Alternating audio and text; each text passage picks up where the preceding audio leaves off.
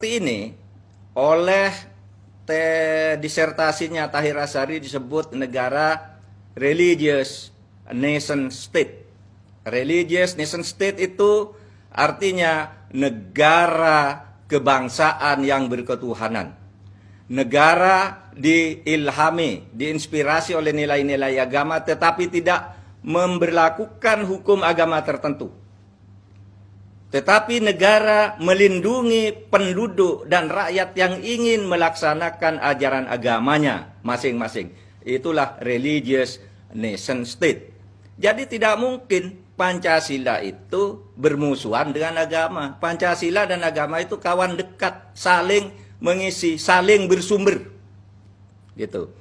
Nah, di dalam teorinya Friedrich, ketika dia menulis buku tentang administration in prismatic society, dia mengatakan, yang kemudian dikutip oleh disertasinya Nur Hasan Ismail ketika menulis tentang hukum agraria, itu dikatakan begini, negara Indonesia itu adalah negara prismatik, yaitu titik tengah antara dua konsep yang semula bertentangan, diambil nilai-nilainya yang bagus, ketemu di tengah, berprisma, di tengah lalu memancar. Itulah Pancasila. Nilai agama masuk, nilai sekuler masuk, ketemu di sini, lalu terjadi di situ religious nation state. Suka atau tidak suka, itulah kalau mau pakai konsepsinya atau teori prismatik.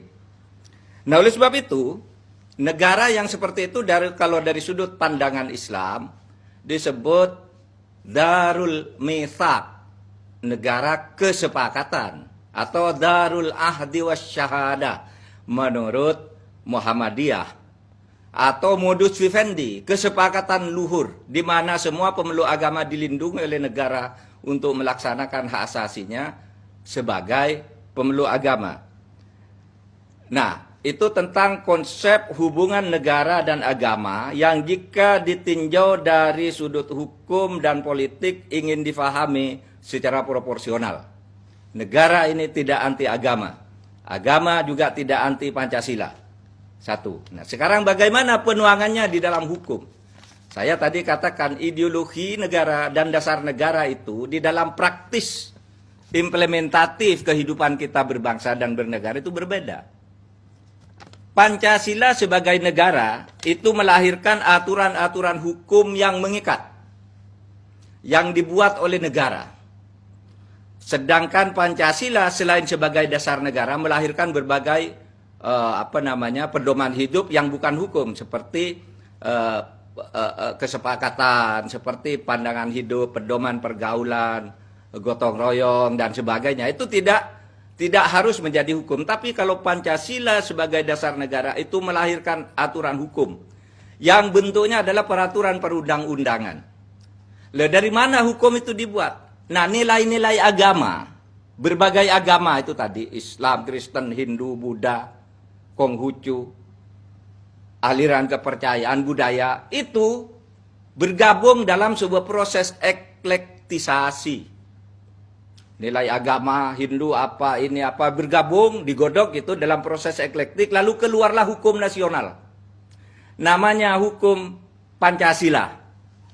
Konsep hukum Pancasila, itulah lahir dari ya Islam, ya Hindu, ya Kristen bertemu di DPR, di situ menggodok sebuah hukum yang disepakati bersama, sehingga kemudian hukum yang berlaku itu adalah produk dari nilai-nilai agama yang berbagai macamnya itu bersama budaya adat dirapatkan, dimusyawarahkan, diproses legislasi, kemudian lahir hukum nasional.